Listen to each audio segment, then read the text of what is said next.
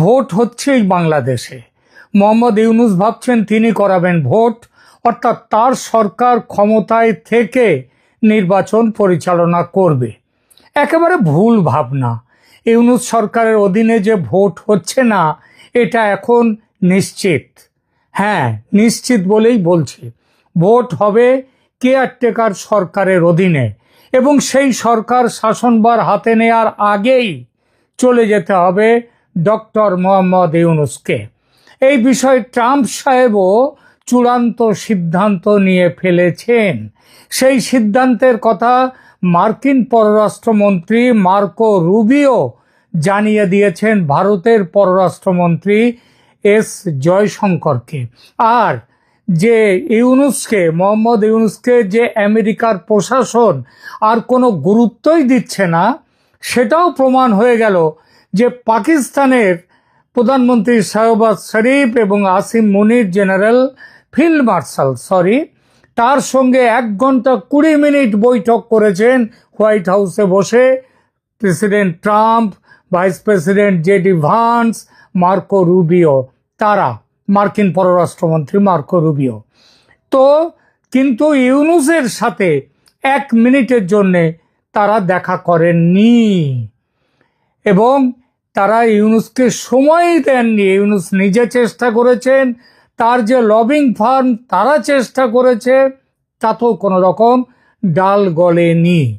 জাতিসংঘের সাধারণ পরিষদের বৈঠকের সাইডলাইনে যখন মার্কো রুবিও এবং ভারতের এস জয়শঙ্করের দেখা হয়েছিল, তখনই জয়শঙ্করকে মার্কো রুবিও মার্কিন প্রশাসনের কথা বলে দেন। এই বৈঠকে এই সিদ্ধান্ত হয়েছিল যে বাংলাদেশের গণতান্ত্রিক উত্তরণের পথে আমেরিকা ভারতের সঙ্গে হাত মিলিয়ে কাজ করবে। আমেরিকার এ বিষয়ে বক্তব্য হলো, মার্কিন যুক্তরাষ্ট্র স্পষ্টভাবে এবং ধারাবাহিকভাবে বাংলাদেশে অন্তর্ভুক্তিমূলক গণতান্ত্রিক এবং ন্যায়সঙ্গত নির্বাচনের পক্ষে বক্তব্য দিয়েছে। সকল বাংলাদেশির জন্য একটি অন্তর্ভুক্তিমূলক অর্থাৎ সব দলকে নিয়ে ভবিষ্যৎ নিশ্চিত করার গুরুত্বের ওপর জোর দিয়ে এসেছে আমেরিকা। এই অবস্থান শেখ হাসিনার আমল থেকে শুরু করে বর্তমান অন্তর্বর্তীকালীন সরকার পর্যন্ত ধারাবাহিক রয়েছে। মাঝখানে এমন একটি ভাবনা দানা বেঁধেছিল যে শেখ হাসিনার পতন ঘটেছে যে আমেরিকার চক্রান্তে, সেই সরকারকে বাইরে রেখে, মানে শেখ হাসিনার সরকারকে বাইরে, সরকার নয় তার দলকে, শেখ হাসিনাকে বাইরে রেখে ভোট করাতে চায় আমেরিকা। কিন্তু বর্তমানে আন্তর্জাতিক চাপ এতটাই প্রবল যে অন্তর্ভুক্তিমূলক নির্বাচনের পক্ষে আসতে হয়েছে মার্কিন যুক্তরাষ্ট্রকে, এবং মার্কো রুবিও সেটা স্পষ্ট করে জানিয়ে দিয়েছেন জয়শঙ্করকে। আর বাংলাদেশের ভোট নিয়ে ভারতের যে অবস্থান সেটা তো স্পষ্ট। Free, fair and inclusive election বা মুক্ত, স্বচ্ছ, সমস্ত দলের অংশগ্রহণে একটি নিরপেক্ষ নির্বাচন চায় ভারত। এরকম নির্বাচন কখনো ইউনূসের মতো একজন দলীয় শাসকের অধীনে হতে পারে না। সুতরাং ভোট ঘোষণার আগে ইউনূসকে চলে যেতে হবে, এবং যেতেই হবে। আন্তর্জাতিক গণমাধ্যমের প্রতিবেদন অনুযায়ী 2026 সালের ফেব্রুয়ারিতে নির্বাচন অনুষ্ঠানের ঘোষণা সত্ত্বেও নির্বাচন কমিশন যে চুপ রয়েছে, কিছু বলছে না, তার পেছনে এটাও একটা কারণ। ইউনূস সরকার কবে যাবেন? ইউনূস সরকারের টিকে থাকার বিষয়ে তাই ক্রমাগত সন্দেহ দেখা দিচ্ছে। আন্তর্জাতিক গণমাধ্যমের বিশ্লেষণ অনুযায়ী ইউনূসের নিরপেক্ষতা নিয়ে গুরুতর প্রশ্ন উঠেছে। দ্য ডিপ্লোম্যাটের প্রতিবেদনে উল্লেখ করা হয়েছে যে এনসিপি বা ন্যাশনাল সিটিজেন পার্টি প্রকৃতপক্ষে ইউনূসের নিজের প্রতিষ্ঠিত রাজনৈতিক দল, যে জন্য এই দলকে কিংস পার্টি হিসেবে এখন পরিচিত। এই দলটি যে শুধুমাত্র 3 মাসের পুরনো এবং সারা দেশে এর মাত্র 1 ডজনেরও কম কমিটি রয়েছে, তবুও এর প্রত্যক্ষ বিশেষ সুবিধা মতো প্রবেশ অধিকার রয়েছে প্রধান উপদেষ্টা ও অন্যান্য উপদেষ্টাদের কাছে। সরকার চালাতে বড় ভূমিকা নিচ্ছে এই দল। আল জাজিরা এবং রয়টার্সের প্রতিবেদনে জানানো হয়েছে যে ইউনূস 2025 সালের মে মাসে পদত্যাগের কথা ভেবেছিলেন এবং বলেছিলেন। তিনি এনসিপি নেতাদের বলেছিলেন যে পরিস্থিতি এমন যে তিনি কাজ করতে পারছেন না, তাই বিদায় নিতে চান। সে কথা ফলাও করে প্রচারও করা হয় এই দলের পক্ষ থেকে। তারপর ইউনূস সিদ্ধান্ত যেটা পাল্টান, সেটাও এই দলেরই অনুরোধে। স্পষ্টতই এটা ছিল একটা গট আপ গেম। এবং একটা কথাই ক্রমে স্পষ্ট হয়ে উঠছে যে ইউনূস ক্ষমতা ছাড়তে চান না। আর এজন্যই আওয়ামী লীগের পদচ্যুত শেখ হাসিনা বলেছেন যে ইউনূসের অধীনে নির্বাচন কখনো নিরপেক্ষ হতে পারে না। বিবিসি এবং আল জাজিরার মতে সেনাবাহিনীর সাথে ইউনূস সাহেবের সরকারের সম্পর্ক ক্রমশ খারাপ হওয়াটাও ইউনূসের ক্ষমতা থেকে বিদায় নেওয়ার একটা বড় কারণ। শেখ হাসিনার সঙ্গে ফোন আলাপের পর থেকে সেনাপ্রধান জেনারেল ওয়াকারুজ্জামান আরও অ্যাক্টিভ হয়ে উঠেছেন। তিনি স্পষ্টভাবে বলেছেন যে নির্বাচন ডিসেম্বরের মধ্যে করতে হবে, আর ইউনূস চলে গেলে নির্বাচন কমিশন কিন্তু সেটাই করবে, অর্থাৎ ভোট এগিয়ে এনে ডিসেম্বরেই করে নিতে পারে ভোট। ইউনূস এবং ওয়াকারের ভেতরকার এই ঠান্ডা যুদ্ধ পরিস্থিতি ইউনূসের সরকারকে আরো নাজুক করে তুলেছে এবং ইউনূসের সরে যাওয়ার দাবি ক্রমেই জোরালো হচ্ছে এবং চলে তাকে যেতেই হবে এই অক্টোবরের মধ্যেই, যাতে ডিসেম্বরে ভোট করা যায়। এই দাবিকে প্রতিষ্ঠা দিচ্ছে কেয়ারটেকার সরকার ব্যবস্থা নিয়ে বাংলাদেশের রাজনৈতিক দলগুলির অবস্থান। এই দলগুলি কেয়ারটেকার সরকার ব্যবস্থার সমর্থক ছিল এতকাল। আজ যদিও তাদের অনেকের অবস্থানের পরিবর্তন ঘটেছে। তাদের কেউ কেউ চাইছে ইউনূস ক্ষমতায় থাকলে তাদের রাজনৈতিক সুবিধা, সুতরাং ইউনূসের নেতৃত্বে হোক নির্বাচন। কিন্তু পুরনো দাবির ভূত যে ছাড়ছে না তাদের। 2024 সালের 17 ডিসেম্বর হাইকোর্ট পঞ্চদশ সংশোধনীর একটি অংশ বাতিল ঘোষণা করে কেয়ারটেকার সরকার ব্যবস্থা পুনর্বহাল করেছে। আদালত তার রায়ে বলেছে যে কেয়ারটেকার সরকার ব্যবস্থা বিলুপ্ত করা সংবিধানের মৌলিক কাঠামোর পরিপন্থী ছিল। 2024 সালের 17 ডিসেম্বর বিচারপতি ফারাহ মাহবুব এবং বিচারপতি দেবাশিস রায় চৌধুরীর হাইকোর্ট বেঞ্চ পঞ্চদশ সংশোধনীর 20 ও 21 ধারা অসাংবিধানিক ও বাতিল ঘোষণা করেছে। আদালত তার রায়ে বলেছে যে কেয়ারটেকার সরকার ব্যবস্থা বিলুপ্ত করা সংবিধানের মৌলিক কাঠামোর বিরুদ্ধে এবং গণতন্ত্র, অবাধ ও সুষ্ঠু নির্বাচন এবং বিচার বিভাগীয় স্বাধীনতাকে ক্ষুণ্ণ করেছে। এই রায়ের ফলে সংবিধানে কেয়ারটেকার সরকার ব্যবস্থা পুনর্বহাল হয়েছে এবং সংবিধান সংশোধনের ক্ষেত্রে গণভোটের বিধান পুনর্বহাল হয়েছে। এই রায়ের বিরুদ্ধে আমি এই রায়ের ব্যাপারে আলোচনায় এক্ষুনি যাচ্ছি না, এটা এই আলোচনার বিষয় নয়। তবে এই রায়ের বিরুদ্ধে আপিল করা হয়েছে। বিএনপি, জামায়াতে ইসলামী এবং বিশিষ্ট নাগরিকদের পক্ষ থেকে দায়ের করা 3টি রিভিউ আপিলের শুনানি আগস্ট মাসে অনুষ্ঠিত হয়েছে। কিন্তু কেন এই রিভিউ আপিল?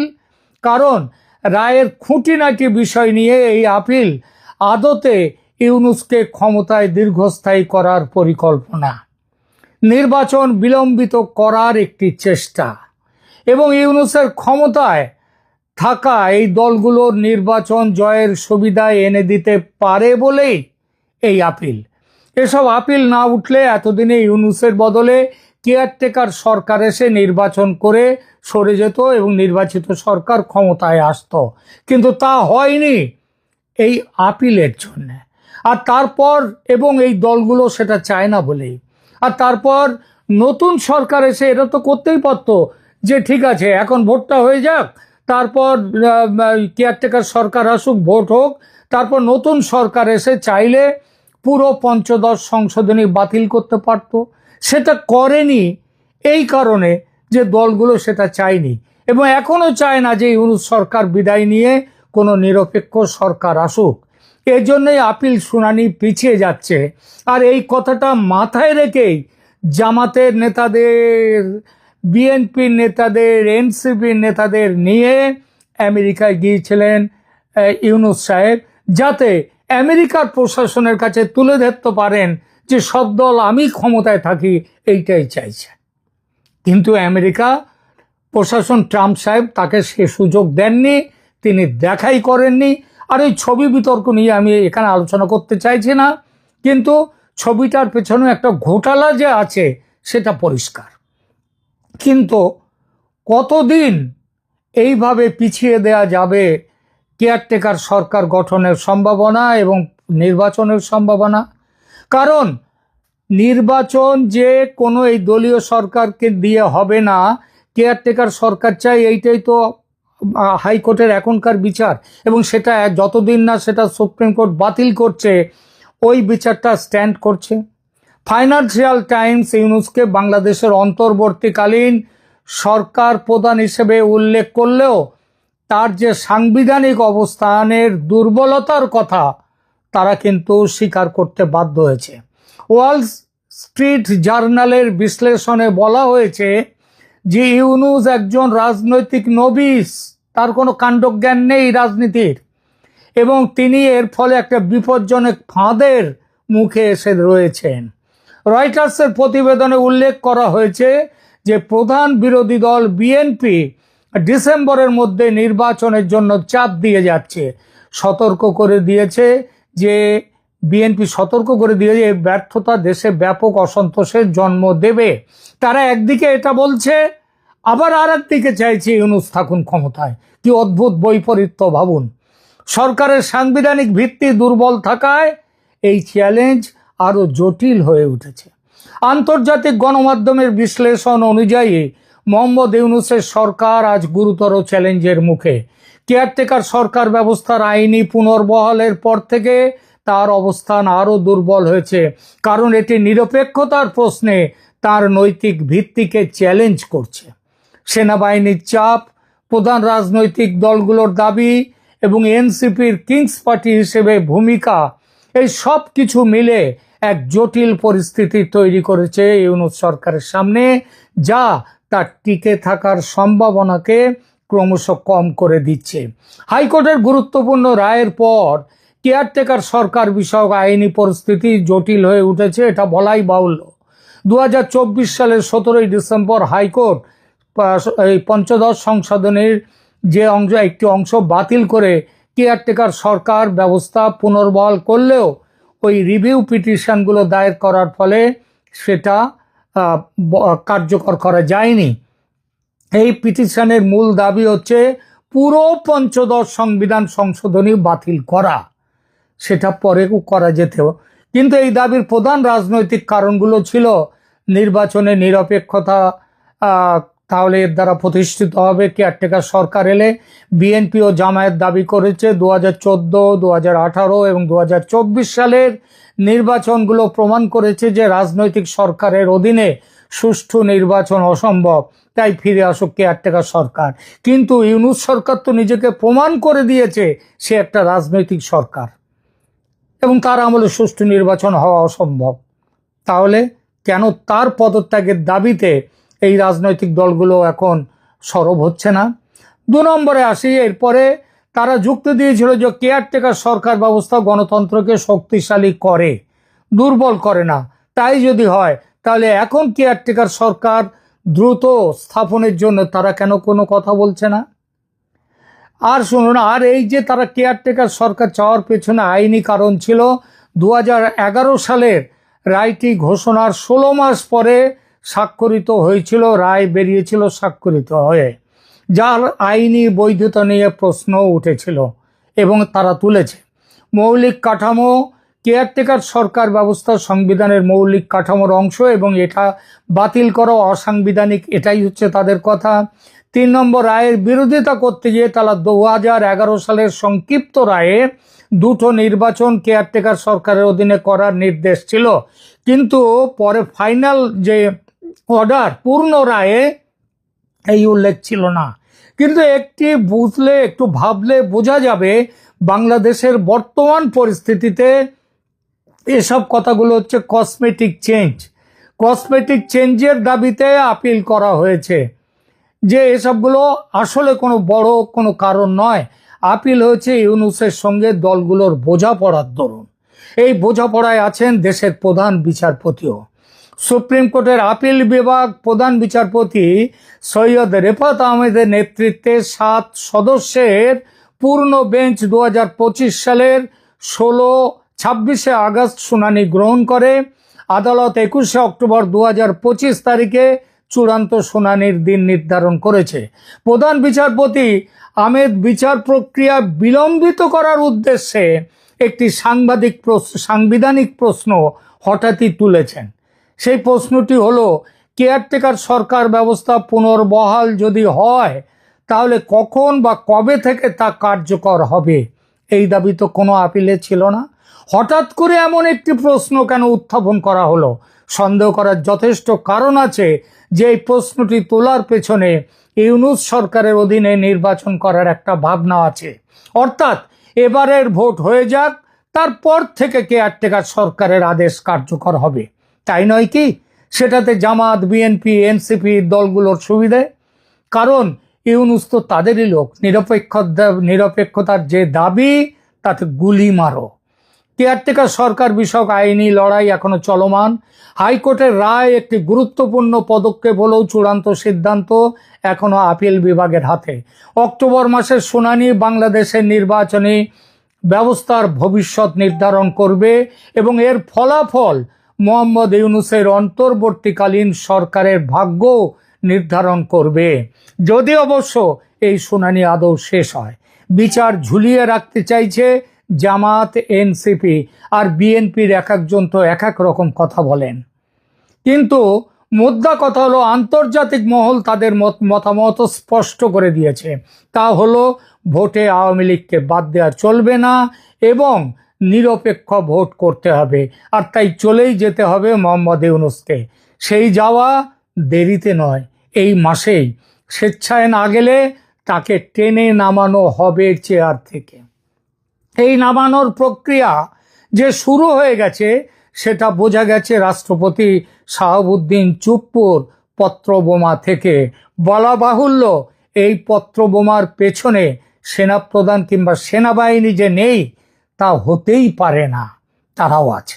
অতএব ইউনূসের দিন যে দ্রুত ফুরিয়ে আসছে, দেওয়ালে সেই লিখন স্পষ্ট।